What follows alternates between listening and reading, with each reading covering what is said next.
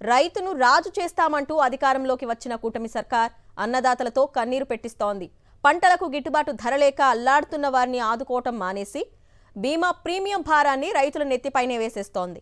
అన్నదాత సుఖీభవ పేరుతో ఆర్థిక సాయం చేస్తామని ప్రగల్భాలు పలికిన కూటమి నేతలు ఇప్పుడు పత్తా లేకుండా పోయారంటూ రైతులు వాపోతున్నారు.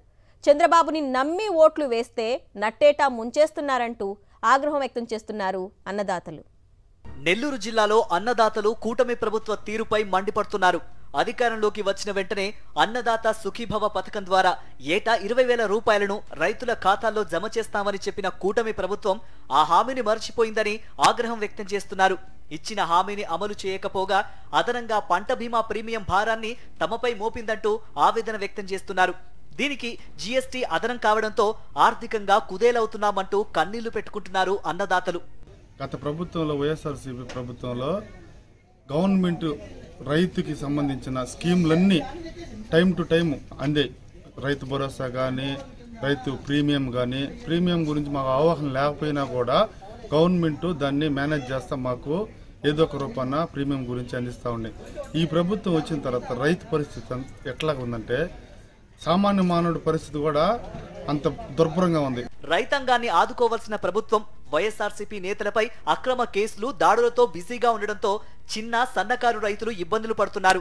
2019లో అధికారంలోకి వచ్చిన వైఎస్ఆర్ కాంగ్రెస్ పార్టీ ప్రభుత్వం 5 ఏళ్ల పాటు రైతుల తరఫున ప్రీమియాన్ని చెల్లించి ఆదుకుంది.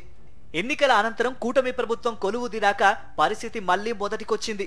ప్రభుత్వం ఏర్పడి 5 నెలలవుతున్నా అన్నదాత సుఖీభవ పథకం ఊసే ఎత్తడం లేదు. ఈ కూటమి ప్రభుత్వం ఏర్పడిన తర్వాత ఆ పంట బీమాని మళ్ళీ తిరిగి కొనసాగిస్తే రైతులకు చాలా మేలు జరుగుతుందని ఆశిస్తూ కొనసాగియాలని కోరుకుంటున్నాం. ఖరీఫ్ సాగుకు 2 నెలల ముందే కూటమి సర్కార్ అధికారం చేపట్టడంతో నెల్లూరు జిల్లా రైతులు అన్నదాత సుఖీభవ పథకాన్ని అమలు చేస్తారని ఆశపడ్డారు. ఈ పథకంతో పంటల సాగుకు ఎలాంటి డోకా ఉండదని రైతులు భావించారు. కానీ అన్నదాతల ఆశలపై ప్రభుత్వం నీళ్లు చల్లేసింది. కనీసం రబీ సీజన్ నాటికైనా పథకాన్ని అమలు చేస్తారనుకుంటే అది కూడా లేకుండా చేశారు. నవధాన్యాలను సైతం కొందరికే అందించి తమను సర్కారు మోసం చేసిందంటూ మండిపడుతున్నారు రైతులు. నవధాన్యాలు అనేది ప్రవేశపెట్టారు, కానీ అది ఏ ఒక్కరికో ఇద్దరికో ఛాంపుల కింద ఇచ్చారే కానీ అనుకునే విధంగా అందరికి మాత్రం అందలేదు.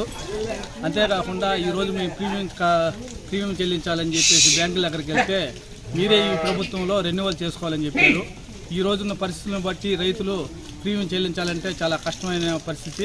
బీమా ప్రీమియం చెల్లింపునకు ప్రభుత్వం డిసెంబర్ 15న తుది గడువుగా ప్రకటించింది. వీటిని చెల్లిద్దామనుకున్న బ్యాంకుల్లో రైతులకు చేదు అనుభవమే ఎదురవుతోంది.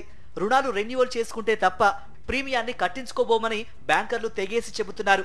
రాజకీయాలను పక్కన పెట్టి వైఎస్ఆర్సీపీ ప్రభుత్వం ప్రీమియం చెల్లించినట్టు కూటమి ప్రభుత్వం కూడా చెల్లించాలని రైతులు విజ్ఞప్తి చేస్తున్నారు.